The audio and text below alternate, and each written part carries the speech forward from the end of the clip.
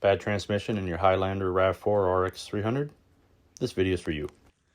If you end up needing to replace a U140F and you decide to go the JDM route, this is what you'll likely get. This is a 52,000 mile unit.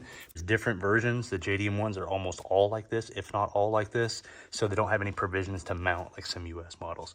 First, we're gonna take care of this and then we'll address some of the other issues for fitting a new U140F in your vehicle.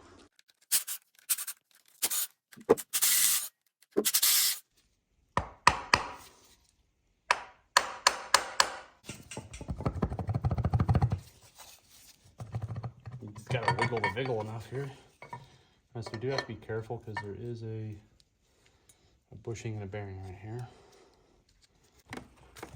All right, this guy wants off really bad. There we go. You can see the one in my right hand is the one that comes off the Japanese model, whereas one in my left hand has some variations, but more importantly, that mount right there. This right here is what we're after. So we're gonna clean it up real quick. And get this one reinstalled. Once you get everything cleaned up around there for your mounting surface, seems common sense, but I am pointing it out. You're going to want to inspect, look for any metal shavings, anything in there that may be problematic. This is a low mileage transmission. I wasn't expecting to see any problems, but it's always worth inspecting while you're here. The next step, after you get everything cleaned up, you put some fibbage around the outside. Not all silicone is safe for transmission fluid. It'll swell and you'll end up with leaks. So I put a proper silicone on here, which I'll get at right now, and then we'll go on. All right, the moment of truth. We give it a few little love taps, set it back in there, but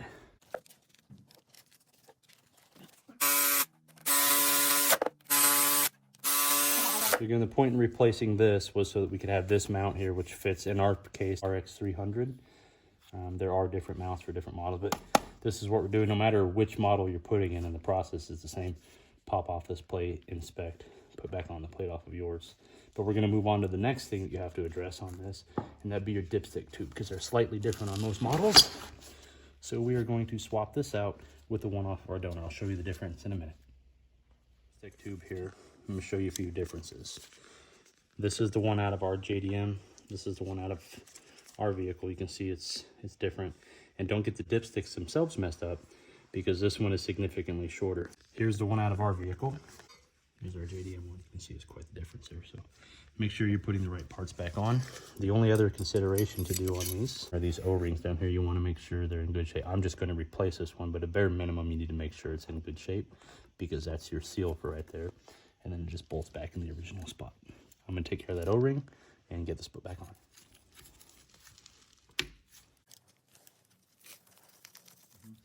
There's other things you may have to replace depending on your application. These brackets right here, which hold part of your wire, look at this here. So you'll just have to look at what's different, swap over brackets. In my case, it was these two. Something else I almost didn't catch that you do have to take note of is your tranny cooler lines. In my case, both of them are different, and one of them has a 90 down here, so we're swapping it out. All right.